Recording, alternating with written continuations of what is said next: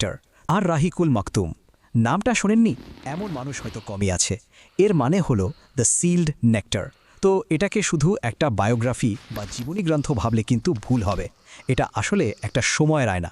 চলুন না আজ এই বিখ্যাত বইটার পাতা উল্টে একটু ঘুরে আসা যাক। দেখি কিভাবে একজন মানুষের জীবনযাত্রা পুরো দুনিয়ার ইতিহাসে বদলে দিয়েছিল। এই বইটার সবচেয়ে বড় বৈশিষ্ট্য কি জানেন? এটা নবী মোহাম্মদ সাল্লাল্লাহু আলাইহি সাল্লামের জীবনকে একদম শুরু থেকে শেষ পর্যন্ত ধাপে ধাপে খুব সুন্দরভাবে তুলে ধরে। তো আজকের এই পর্বে আমরা ঠিক এই মহাকাব্যিক সফরের কিছু গুরুত্বপূর্ণ বাঁক নিয়েই কথা বলবো। আচ্ছা, আমাদের এই জার্নিটা মূলত 5টা ভাগে ভাগ করা। আমরা শুরু করব একেবারে গোড়া থেকে, মানে ইসলামের বার্তা আসারও আগে আরবের অবস্থা কেমন ছিল সেটা দিয়ে, আর শেষ করব মদিনায় একটা নতুন সমাজ গড়ে ওঠার গল্প দিয়ে। তাহলে আর দেরি কেন, চলুন শুরু করা যাক। তো প্রথমেই আমাদের গল্পের একেবারে শুরুতে ফিরে যেতে হবে। মানে নবী সাল্লাল্লাহু আলাইহি সাল্লাম যখন এলেন, তার আগে আরব বিশ্বটা ঠিক কেমন ছিল, এই প্রেক্ষাপটটা না বুঝলে কিন্তু পুরো ছবিটা পরিষ্কার হবে না। বইটা পড়লে আমরা দেখতে পাই যে সেই সময়কার আরব সমাজটা ছিল পুরোপুরি গোত্র বা ট্রাইব নির্ভর। প্রত্যেকটা গোত্রের ছিল নিজেদের নেতা, নিজেদের আইনকানুন, আর এ কারণেই কিন্তু ছোটখাটো বিষয় নিয়ে তাদের মধ্যে প্রায় মারামারি সংঘাত লেগেই থাকত। ধর্মের দিক থেকে দেখলে বেশিরভাগ মানুষই বহু-ঈশ্বরবাদী ছিল, মানে তারা অনেক দেবদেবীর পূজা করত। আর তাদের অর্থনীতি সেটা চলত ব্যবসা বাণিজ্য আর আত্মীয়তার সম্পর্কের উপর। বুঝতেই পারছেন, এমন একটা বিভক্ত বিশৃঙ্খল সমাজে একটা নতুন ঐক্যের ডাক দেওয়াটা যে কত বড় একটা চ্যালেঞ্জ ছিল। আচ্ছা, এবার আমরা এমন একটা মুহূর্তে যাব যেখান থেকে শুধু আরবের নয়, গোটা বিশ্বের ইতিহাসের মোড় ঘুরে গিয়েছিল। হ্যাঁ, আমি প্রথম ওহী নাজিলের কথা বলছি। দেখুন, 40 বছর বয়সে তিনি কিন্তু মক্কার একজন অত্যন্ত সফল আর সম্মানিত ব্যবসায়ী। সবাই তাকে এক নামে চেনে, বিশ্বাস করে। কিন্তু এত কিছুর পরেও তার ভেতরে কোথাও একটা আধ্যাত্মিক শূন্যতা কাজ করত। আর সেই শূন্যতা থেকেই তিনি মাঝে মাঝে হেরা গুহায় গিয়ে একা সময় কাটাতেন, ধ্যান করতেন। আর ওইখানেই এমন একটা ঘটনা ঘটল যা তার জীবনকে চিরদিনের জন্য বদলে দিল। এই যে টাইমলাইনটা আমরা দেখছি, এটা কিন্তু নবুয়াত পাওয়ার ঠিক আগের জীবনটার একটা ঝলক। মক্কায় জন্ম আর বেড়ে ওঠা, এরপর খাদিজা রাদিয়াল্লাহু এর সাথে বিয়ে, একটা সুন্দর পারিবারিক জীবন, আর তারপর হেরা গুহায় সেই নির্জন বাস। মনে হয় যেন প্রত্যেকটা ঘটনা তাকে ওই বিশেষ মুহূর্তটার জন্য, ঐশ্বরিক সেই আহ্বানের জন্য একটু একটু করে তৈরি করছিল। পড়ুন আপনার প্রভুর নামে, যিনি সৃষ্টি করেছেন। ভাবা যায় এই সহজ কিন্তু শক্তিশালী কথাগুলো দিয়েই একটা নতুন যুগের শুরু হয়েছিল। এটা শুধু একটা আয়াত ছিল না, এটা ছিল একটা জ্ঞানের বিপ্লবের ডাক, একটা নতুন সভ্যতার প্রথম ভিত্তিপ্রস্তর।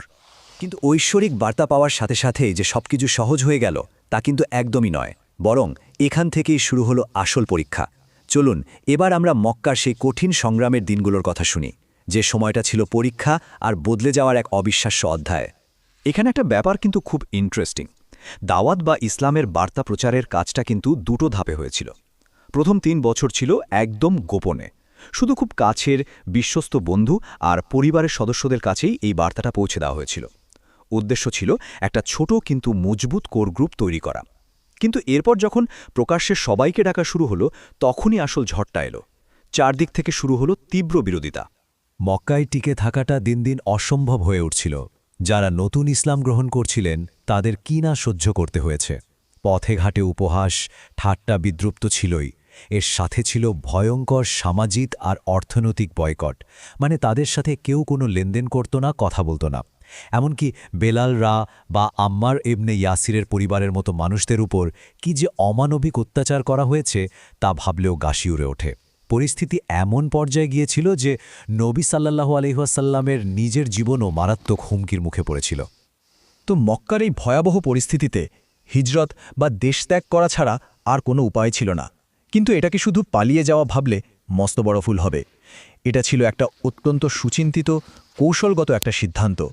আসলে এটা শুধু এক শহর থেকে আরেক শহরে যাওয়া ছিল না, এটা ছিল একটা নতুন সভ্যতার ভিত্তি গড়ার প্রথম সবচেয়ে গুরুত্বপূর্ণ পদক্ষেপ। এই হিজরত কিন্তু হঠাৎ করে হয়নি, এর পেছনে ছিল অনেক পরিকল্পনা। যেমন মদিনার কিছু মানুষের সাথে আকাবার শপথের মাধ্যমে আগেই একটা বোঝাপড়া আর আশ্রয়ের ব্যবস্থা নিশ্চিত করা হয়েছিল। এরপর খুব সাবধানে গোপনে মক্কা থেকে বেরিয়ে পড়া, দিনের পর দিন মরুভূমির কঠিন পথ পাড়ি দেওয়া, আর সবশেষে মদিনায় সেই ঐতিহাসিক প্রবেশ। পুরো যাত্রাটার প্রত্যেকটা ধাপই ছিল ভীষণ গুরুত্বপূর্ণ আর ঝুঁকিপূর্ণ। মদিনায় তো পৌঁছানো গেল, কিন্তু আসল কাজটা তো শুরু হলো এরপর। সবচেয়ে বড় চ্যালেঞ্জটা ছিল একটা একেবারে নতুন ধরনের সমাজ গড়ে তোলা, যেখানে নানান গোত্রের, নানান বিশ্বাসের মানুষ একসাথে থাকবে। কিভাবে এটা সম্ভব হলো? কিভাবে সবাইকে এক ছাতার নিচে আনা হলো? চলুন এবার সেই গল্পটাই শোনা যাক। এই নতুন সমাজের একেবারে কেন্দ্রে ছিল উম্মাহ নামের একটা ধারণা। এর মানে কি? এর মানে হলো এমন একটা কমিউনিটি বা সম্প্রদায় যা রক্ত বা গোত্রের সম্পর্কের ওপর ভিত্তি করে নয়, বরং বিশ্বাস আর আদর্শের ভিত্তিতে গড়ে উঠেছে। একবার ভাবুন তো, যে আরবে গোত্রীয় পরিচয় ছিল সবকিছু, সেখানে এই ধারণাটা কতটা বৈপ্লবিক ছিল। এটা শত শত বছরের বিভেদকে এক মুহূর্তে ভেঙে দিয়েছিল। মদিনাতে যে সমাজটা গড়ে উঠেছিল সেটা ছিল একটা বহুত্ববাদী বা প্লুরালিস্টিক সমাজ। এর সবচেয়ে বড় প্রমাণ হল বিখ্যাত মদিনার সনদ। এই সনদের মাধ্যমে মুসলিম, ইহুদি এবং অন্যান্য সব গোত্রকে একটা অভিন্ন সংবিধানের আওতায় আনা হয়েছিল, যেখানে সবার অধিকার আর নিরাপত্তার নিশ্চয়তা দেওয়া হয়েছিল। অনেকেই কিন্তু এটাকে পৃথিবীর প্রথম লিখিত সংবিধানগুলোর মধ্যে একটা বলে মনে করেন। আমাদের আজকের আলোচনা তো এখানেই শেষ, কিন্তু একটা প্রশ্ন থেকে যায়, তাই না? আর রাহিকুল মাখতুম আমাদের যে অবিশ্বাস্য সংগ্রাম, ত্যাগ আর রূপান্তরের গল্পটা শোনালো, সেখান থেকে কিভাবে মাত্র কয়েক দশকের মধ্যে একটা বিশ্ব সভ্যতা গড়ে উঠল।